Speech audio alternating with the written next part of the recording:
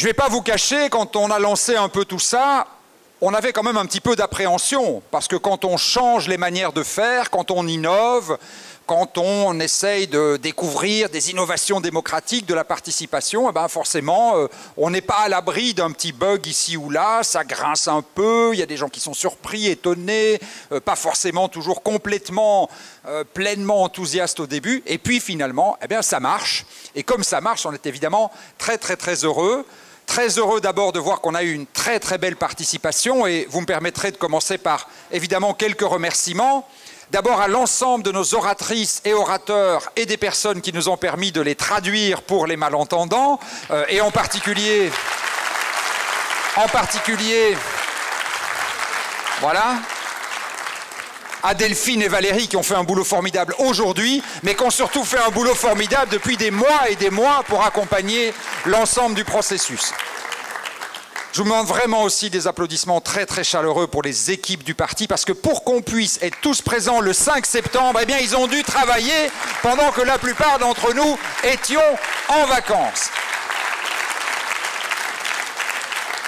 Et puis, évidemment, merci à vous toutes et tous d'avoir participé aujourd'hui, mais d'avoir participé dans tous les événements qui ont eu lieu avant la journée d'aujourd'hui. Vous avez tout un beau samedi de fin d'été ensoleillé, participé à des débats en restant ici enfermés. Je vous rassure, il y a encore du soleil et il va faire 30 degrés demain. Et comme il va faire 30 degrés demain et qu'il y aura beaucoup de soleil, on sera tous mobilisés pour Gaza, dans les rues de Bruxelles. Demain, c'est un combat que nous portons depuis le début et que nous devons aussi continuer de porter.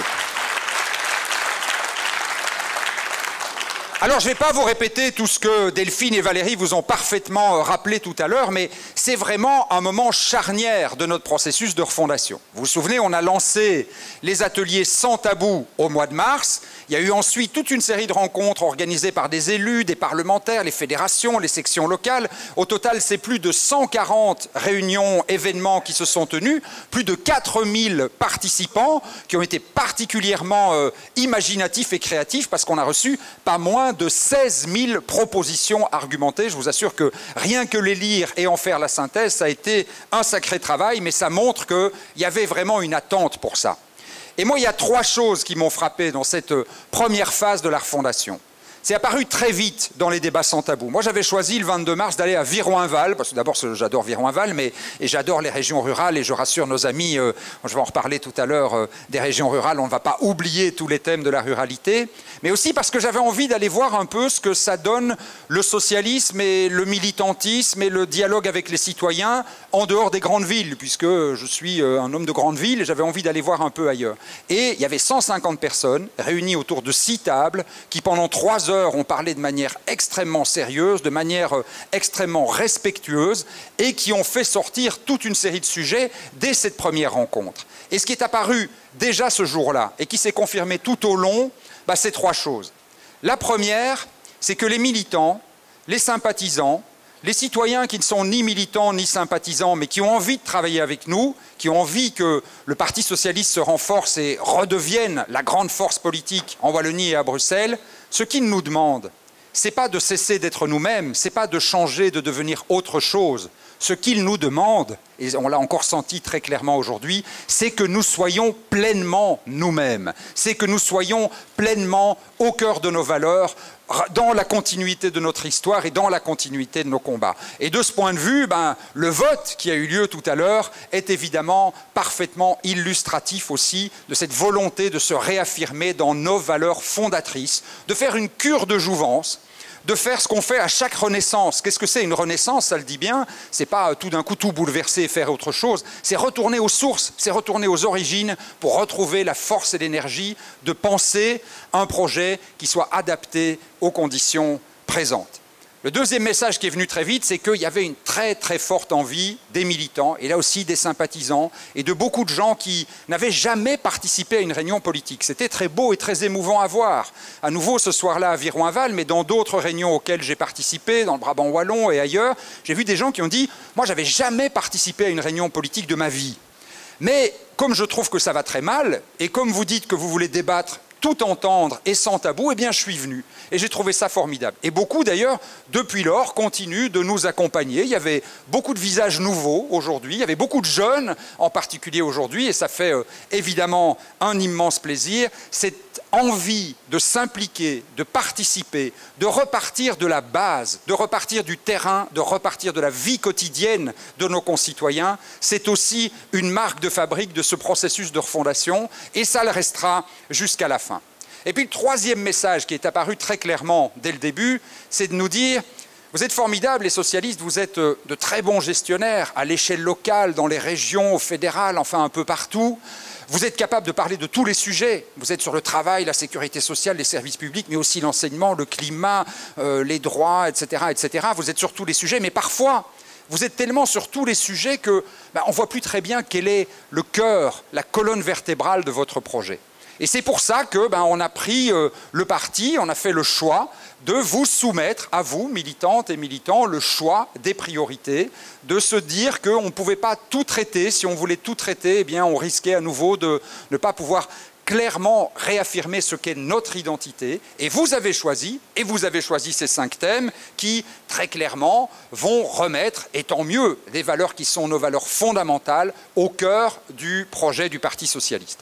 Et à titre personnel, et j'ai rien fait pour, si on a organisé un débat sur le travail ce matin, peut-être qu'on a un petit peu influencé les esprits en faisant ça, mais enfin, on n'a pas essayé d'influencer les votes, vous l'avez vu, les urnes étaient totalement transparentes, et je suis à titre personnel vraiment très très heureux que le travail ait été choisi, et très largement, comme la priorité numéro 1. Parce que, comme vous toutes et vous tous, je suis profondément agacé, meurtri, irrité, d'entendre des gens qui, dans leur action au quotidien, abîment, démolissent, déconstruisent les droits des travailleurs, se prétendre les défenseurs du travail. D'entendre des gens dont les politiques viennent à ce que les travailleurs vont finalement devoir travailler plus pour gagner moins, travailler plus longtemps pour une plus petite pension, se prétendre du côté des travailleurs, c'est d'une arrogance, c'est d'une insolence, c'est d'un niveau de mensonge comme on ne l'avait jamais vu dans notre histoire. Et donc il faut dire et redire qu'il n'y a depuis 140 ans dans ce pays qu'un parti qui défend les travailleuses et les travailleurs, et c'est le Parti socialiste.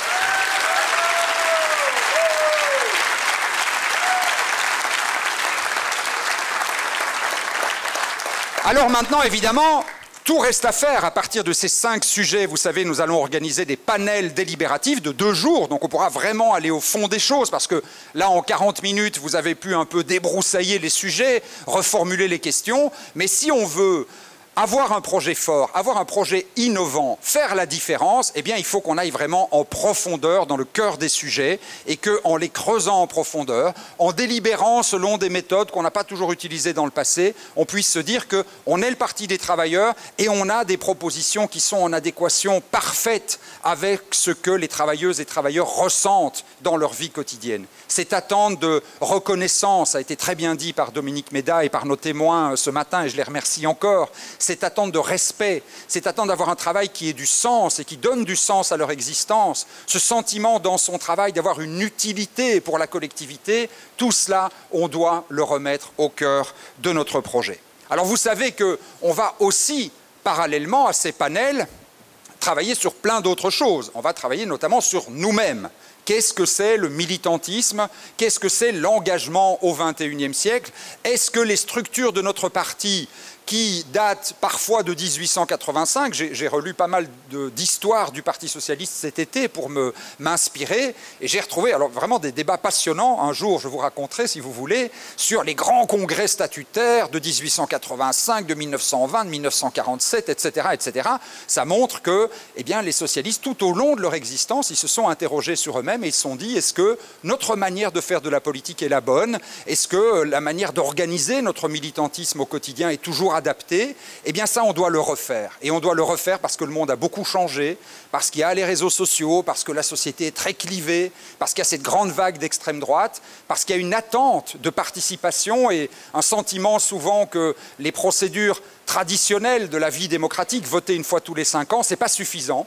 Et donc on doit aussi réfléchir sur nous-mêmes et bien sûr continuer, mais on a largement commencé à travailler sur notre image, sur la manière d'exprimer nos communications, sur ces stratégies-là qui sont elles aussi extrêmement importantes pour que nos messages portent. Donc il y aura du travail. Ça, c'est vraiment le message que je veux vous faire passer. On a besoin de militantes et militants volontaires pour aller passer 2 jours sur un sujet à leur choix, évidemment, mais on n'en manque pas. À vrai dire, on a déjà lancé l'appel aux volontaires sur le site internet et on a déjà 1600 volontaires. Donc il en faut 50 dans chaque panel, donc on a déjà beaucoup plus qu'il ne faut, mais ne vous inquiétez pas, il y aura aussi évidemment d'autres travaux sur les autres thèmes.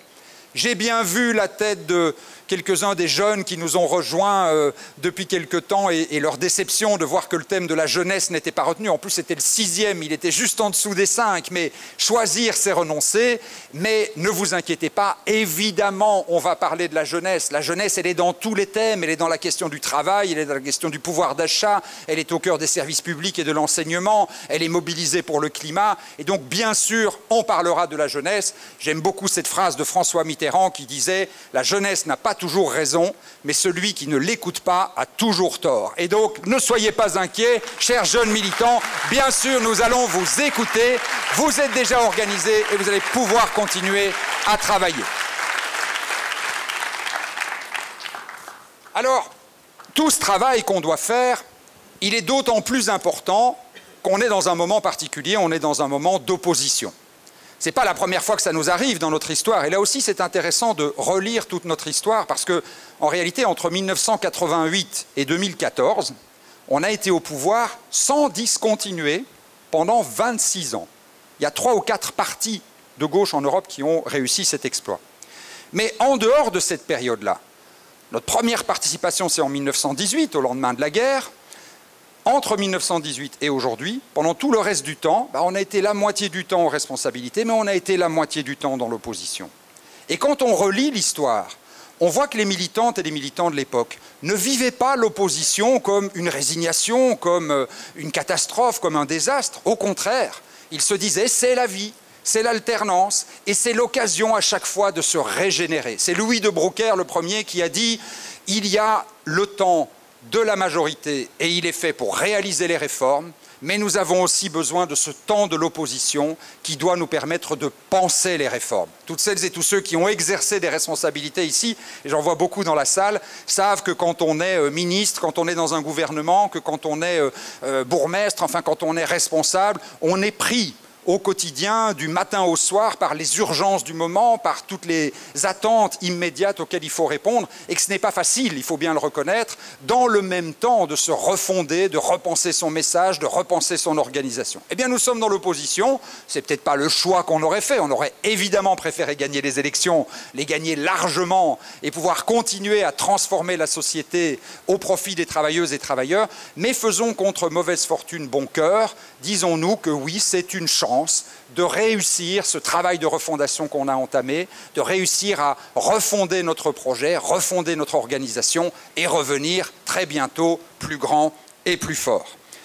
Et ceci, on en a d'autant plus besoin que dans un travail d'opposition, on doit évidemment dénoncer les mesures. Et Dieu sait si on a du boulot, parce que ce soit en Wallonie avec Christie, que ce soit à la communauté avec Martin, que ce soit au fédéral avec Pierre-Yves et l'ensemble de nos camarades parlementaires, on s'attendait à ce qu'ils ne soient pas bons, et on n'est pas déçus, parce qu'ils sont extrêmement mauvais. On s'attendait à ce qu'ils prennent des mesures injustes, et malheureusement, ces mesures sont encore beaucoup plus injustes que tout ce qui avait été annoncé. On ne peut pas ne pas être frappé déjà et d'abord par l'immense écart entre les promesses que le MR et les engagés avaient fait en campagne et puis la réalité de leur politique. On sait bien qu'on ne peut jamais réaliser 100% de son programme, mais ne rien faire de ce qu'on avait promis et faire toute une série de choses qu'on n'avait pas promis et sur lesquelles on ne s'était pas engagé, là c'est quand même le comble qui est atteint aujourd'hui. Et ça, les citoyens le sentent. Vous êtes toutes et tous, comme moi, immergés au quotidien parmi nos concitoyens. Hier, on avait une réunion ici le matin, et puis j'étais au théâtre du Manège, donc j'ai traversé la très belle gare de Mons, et puis ensuite les rues très belles de Mons aussi, autour de Sainte-Vaudrue, etc., pour aller jusqu'au théâtre du Manège. Et vous pensez bien que des citoyens qui m'ont interpellé dans la rue m'ont fait part de leur quotidien, et chacun le dit, j'ai senti vraiment une immense déception, un sentiment d'avoir été trompé, comme il s'en produit très rarement en politique. Des gens qui, aujourd'hui, osent dire, moi j'avais toujours voté socialiste, à la limite j'ai voté socialiste aussi aux élections communales, mais j'avoue, j'ai voté MR ou j'ai voté pour les engagés aux élections fédérales et aux élections régionales parce que j'espérais que j'allais avoir 500 € et parce que je trouvais qu'il fallait secouer un petit peu le système. Et puis là, je m'aperçois que je suis complètement, finalement, j'ai été complètement abusé. Un monsieur qui m'a beaucoup touché hier en particulier m'a dit « J'ai 58 ans, j'ai travaillé presque toute ma vie dans le secteur de la construction. Ma boîte vient de faire faillite l'année dernière, ça fait 1 an que je suis au chômage, mais j'ai eu des chômages économiques, j'ai été un peu malade, etc. Et donc, je vais me retrouver sans rien. Et comment voulez-vous qu'à 58 ans, je retrouve un emploi dans un secteur comme la construction ? Une dame de chez Cora, dans la région de la Louvière, où j'étais il n'y a pas longtemps, qui me disait aussi, elle aussi, elle avait 56 ou 57 ans, elle travaillait à 4/5e, elle aussi, depuis des années et des années, elle n'avait jamais arrêté de travailler, mais comme elle a travaillé à 4/5e, eh bien, elle a perdu son travail, elle n'en est pas responsable. Elle est dans un secteur où le gouvernement multiplie les flexi-jobs, multiplie les jobs étudiants, et donc elle dit, mais comment je vais faire pour retrouver un travail ? Et elle est extrêmement inquiète, parce qu'en plus, elle, cette pauvre dame, elle est cohabitante, son mari travaille, et donc elle n'aura droit à absolument rien, elle n'aura même pas droit au CPS, et c'est une famille qui vivait avec un petit 3 000 € et qui va perdre 600 € tous les mois. Et donc ça, les gens commencent à le ressentir, et même ceux qui ne le vivent pas, dans leur situation personnelle, quand ils voient que leurs voisines, leurs cousines, leurs anciens collègues subissent ce genre de situation, eh bien ils ressentent au fond d'eux-mêmes la profonde injustice de ces mesures. Alors on doit continuer à les dénoncer, comme on doit continuer à dénoncer le fait que leur politique, en plus sur le plan budgétaire, est un manque de sérieux total. Ils ont hérité d'un déficit de 20 milliards, c'est vrai, ce n'est pas la première fois. Elio avait hérité d'un déficit de 23 milliards à l'époque, en euros de l'époque, c'est-à-dire l'équivalent de 28 milliards aujourd'hui. Eh ben, on a rétabli les comptes, ça n'a pas été facile, on a fait je ne sais combien de dizaines de conclaves budgétaires à l'époque, mais on l'a fait, et on l'a fait sans casser la machine économique, on l'a fait sans faire payer les pensionnés et les travailleurs, en faisant des réformes qui n'étaient pas toutes faciles, pour lesquelles on n'a pas toujours été félicité, mais on l'a fait avec un vrai équilibre, en faisant payer les fraudeurs, en faisant payer le capital, en faisant payer les entreprises qui faisaient des grands bénéfices. Eux, rien de tout ça. Eux, non seulement ils prennent des mesures terriblement injustes, mais en plus, ils vont faire doubler le déficit d'ici 2029 et céder aux suivants, et céder aux générations suivantes, une situation budgétaire absolument catastrophique. Alors on doit continuer de le dénoncer. C'est notre travail d'opposition. Mais on ne peut pas se contenter de dénoncer. C'est ce qui fait notre différence avec d'autres partis de gauche. La différence que nous avons avec d'autres partis de gauche, c'est qu'on n'est pas juste un parti de la protestation, un parti qui dit « c'est pas bien, tout va mal ». On est le Parti socialiste, le parti des solutions. On cherche et on trouve toujours des solutions. Et des solutions, il y en a. Et on a commencé de déposer des propositions de loi dans les différents parlements sur l'ensemble des sujets. Quand on dit, par exemple, vous faites 4 milliards d'économies sur les pensions, les 2,5 millions de pensionnés en Belgique vont perdre en moyenne un peu plus de 1 000 € par an. C'est quand même une perte sèche, avec des conséquences dramatiques pour l'économie. Mais nous, on va vous les trouver, les 4 milliards. Taxer la fortune, taxer les plus-values, ça rapportera 6 milliards. C'est beaucoup plus juste. Au lieu de faire payer 2,5 millions de pensionnés, faites payer quelques centaines d'ultra-riches. Ce serait infiniment plus juste. Quand ils nous disent « Ah, la santé, les coûts explosent, on ne peut pas faire autrement, on va devoir faire des économies. » Déjà 1 milliard annoncé. Et le président d'un parti du gouvernement qui nous annonce ce matin dans la presse qu'il veut faire 20 milliards d'économies supplémentaires. Au passage, c'est la moitié du budget de la santé, 20 milliards. Donc si on fait 20 milliards d'économies, c'est la fin de l'ensemble des politiques sociales qu'on a mis en place. Heureusement, c'est impossible et ça ne se fera pas. Mais en attendant, au lieu de faire 1 ou 2 milliards d'économies dans les soins de santé, d'augmenter le prix des médicaments, le prix des hospitalisations, d'aggraver encore la situation des soignants, et on en a parlé encore ce matin, eh bien, il pourrait tout simplement faire comme on l'a fait quand on était au gouvernement. Taxer les banques, elles ont fait des bénéfices indécents, demander une contribution au secteur de l'énergie qui a fait aussi des bénéfices indécents. Et on ne ferait pas d'économie dans les soins de santé. Au contraire, on continuerait d'investir dans les soins de santé. Même chose pour l'emploi, mais je ne vais pas vous égrener toutes nos propositions. Plutôt que de simplement sanctionner les gens, sans rien leur proposer, sans leur proposer aucune solution. Il faut un vrai plan pour le plein emploi. Il faut proposer à toute personne qui est au chômage depuis plus de 2 ans un vrai emploi pour qu'il puisse s'en sortir par le haut. Ça, c'est nos propositions, et ça, c'est la marque de fabrique du Parti socialiste. On n'est pas juste un parti de protestation, c'est notre devoir en tant qu'opposition de dénoncer toutes les dérives, les promesses non tenues, les mensonges, mais c'est aussi notre devoir de démontrer qu'il y a des alternatives. Parce que ça, depuis toujours, et Thatcher l'avait théorisé, hein, vous vous en souvenez, dans les années 80, elle disait « There is no alternative ». Il n'y a pas d'alternative, c'est même devenu un acronyme, TINA. Il n'y a pas d'alternative, on ne peut pas faire autrement, on est bien obligé de couper dans la santé, les services publics, etc. C'est exactement ce que la droite, encore aujourd'hui, nous dit. Ils nous disent on ne peut plus payer les pensions, on ne peut plus payer la santé, donc on est bien obligé de faire de l'austérité. Mais c'est faux, c'est un choix politique qu'ils font, de faire payer les pensionnés et les malades. Et il y a d'autres choix politiques possibles. Et ça, c'est un combat difficile. Vous savez, je parle avec des journalistes, et les journalistes, dans les interviews, ils nous sortent très souvent ces évidences qui sont pour eux des évidences, mais qui en réalité n'en sont pas. Soi-disant, on ne peut plus payer les pensions, soi-disant, on ne peut plus payer la santé, et on leur explique que c'est faux, et qu'il y a des alternatives, mais c'est un combat politique, un combat idéologique à mener tous les jours. Et c'est là aussi qu'on a besoin du travail de refondation. Parce que dans l'opposition, on essaye de trouver des idées, on fait des contre-décrets, des contre-propositions de loi, mais on a besoin que vous veniez aussi avec des idées qui soient nourries de votre expérience personnelle, qui soient nourries de la vie quotidienne, qui soient nourries des contacts que vous avez avec vos concitoyens au quotidien, parce que rien n'est plus fort que des propositions positives et qui sont ancrées dans la vie concrète. C'est ça aussi qui doit nous permettre de faire la différence. Alors c'est à tout ça qu'on travaille. C'est tout ça que va représenter pour nous ce travail de refondation, et ça va beaucoup nous occuper dans la prochaine année, en quelque sorte. Mais moi, j'ai vraiment bon espoir. Je ne vais pas vous dire que j'avais d'emblée l'espoir que tout allait bien fonctionner, mais il y a quand même des signes qui sont des signes très positifs. Je vous l'ai dit, ces réactions des citoyens qui sont dégoûtés par la politique actuelle, beaucoup qui nous disent « on vous regrette, revenez, encore 4 ans, bon Dieu que ça va être long ». Donc ça montre qu'il y a quelque chose qui est en train de se passer dans l'opinion. Et encore, les mesures n'ont pas encore été prises, elles n'ont pas encore déroulé leurs effets. Et on va voir qu'il y aura l'attente pour quelque chose. Et ce quelque chose d'autre, eh bien, c'est nous qui devons l'incarner. C'est nous qui devons montrer que nous sommes toujours la relève, que nous sommes une force de recours.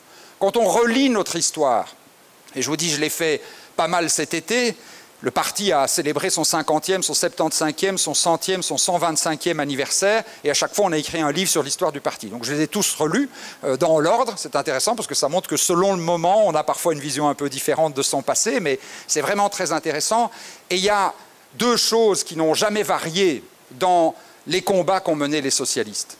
La première, c'est qu'ils ont toujours su, et c'est ce qu'on doit refaire maintenant avec ce travail de refondation, se dire la grande urgence, la grande priorité du moment, c'est quoi? En 1890, 1000 militants réunis dans le parc de Saint-Gilles ont dit « on ne se séparera pas tant qu'on n'aura pas arraché le suffrage universel ». Et il y a eu les grandes grèves de 1892, 1893, et elles ont été réprimées dans le sang, ici notamment à Mons en 1893, où la gendarmerie a tiré sur les ouvriers. Mais quelques années après, on l'a eu, le suffrage universel. Et puis, au lendemain de la Première Guerre, ils ont dit « on veut la journée des 8 heures ». Et tant qu'on ne l'aura pas, eh bien, on ne cessera pas le combat. Et on l'a arraché, la journée des 8 heures. Et pendant la Deuxième Guerre mondiale, quand, dans la clandestinité, des militants socialistes se sont réunis au péril de leur vie, beaucoup ont été assassinés, déportés, des militants socialistes se sont réunis en disant « on doit préparer le monde d'après, on doit préparer ce qui arrivera en 1944 et ce qu'il faut, c'est mettre fin définitivement à l'insécurité de l'existence. Et pour ça, il faut inventer la sécurité sociale. Et on se battra jusqu'à ce qu'on l'ait obtenu. Et on s'est battu entre 1944 et 1949 et on l'a aussi obtenu. Et donc ça montre que quand on se réunit entre nous, qu'on réfléchit sur l'état du monde, qu'on arrive à se dire la grande priorité des 5, des 10, 15 prochaines années, celle qui va pas tout changer, mais celle qui va être le levier le plus fort de changement, c'est celle-là. Qu'on est tous d'accord sur ce combat commun, qu'on le porte tous avec les mêmes mots et dans l'ensemble de nos combats, qu'on ne lâche rien tant qu'on ne l'a pas obtenu, eh bien à chaque fois, on finit par l'obtenir. Alors on l'a fait dans le passé, et comme on l'a fait dans le passé, on le refera dans l'avenir. Ça nous demande un grand travail de préparation entre nous, ça va nous demander de beaucoup se voir, ce qui est toujours une joie, de beaucoup débattre, d'oser affronter, comme l'ont rappelé tout à l'heure Delphine et Valérie, le fait que sur certains sujets, parfois on n'est pas toujours totalement d'accord entre nous, mais que le conflit, ce n'est pas un gros mot, pour autant qu'on sache en sortir, et qu'on sache en sortir avec des propositions fortes qu'on défende tous ensemble. C'est ce que notre histoire nous rappelle, et elle est pour nous une formidable source d'inspiration. Alors, chers amis, chers camarades, déjà, merci pour tout ce que vous avez fait, et puis surtout, c'est le thème du jour, bon travail, on en a devant nous, et on reviendra plus grand, plus fort. Merci, chers amis, chers camarades.